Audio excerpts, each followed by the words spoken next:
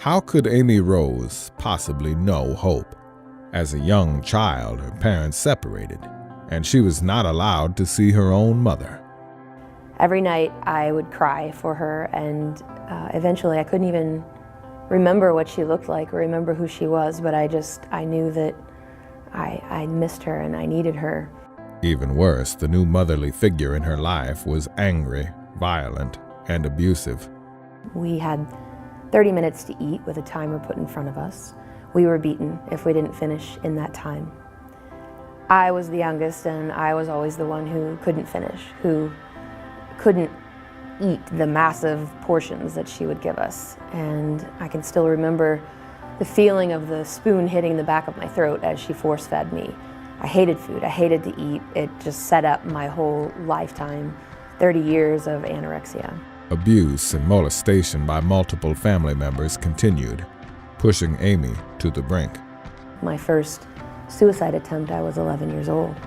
I thought that God was going to float down from heaven and scoop me up in his arms and pick me up and take me to heaven, and nobody would know where I went.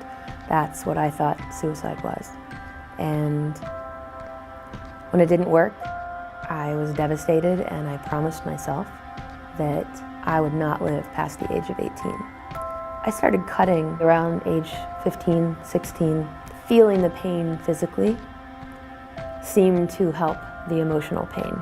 I was admitted to a psychiatric hospital for the first time at age 17. Amy's life stabilized over the next few years, but a series of horrific events left her broken again. In 2005, I was raped. I reverted back to my childhood way of coping. My eating disorder kicked in as my way of coping. I started losing weight very quickly. It was almost a free fall. My mother came from Texas to Pennsylvania to try to take care of me. She stayed in a motel. At that time, she was very ill with bronchitis, but she came here for me anyway. I was still very sick. We stayed in that motel for 3 weeks, and then she rented me an apartment. She got me set up with all the necessities like moms do. And then 2 days later, she died in that motel room, here visiting me.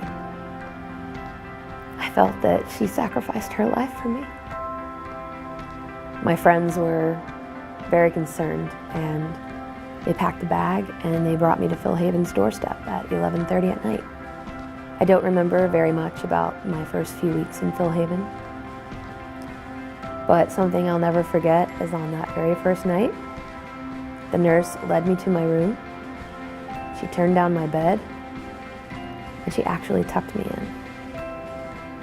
She put her hand on my forehead, and she told me that I would be all right.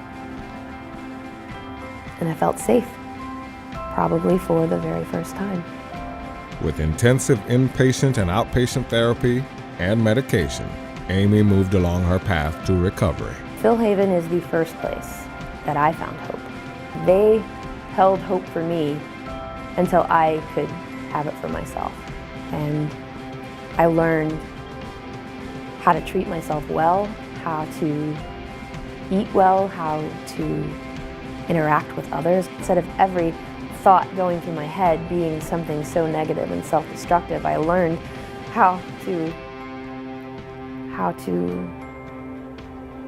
take care of myself. I have found my voice speaking out for others who don't have a voice. My music has gone to a way deeper place. Music was always how I communicated best. It's how I understood my world. I love writing songs that speak from my heart, that tell my story. What I've found is that my story can give hope to others, and I've found a new mission in my life. I found purpose in my life. For probably the first time, I want to be a light in someone else's darkness.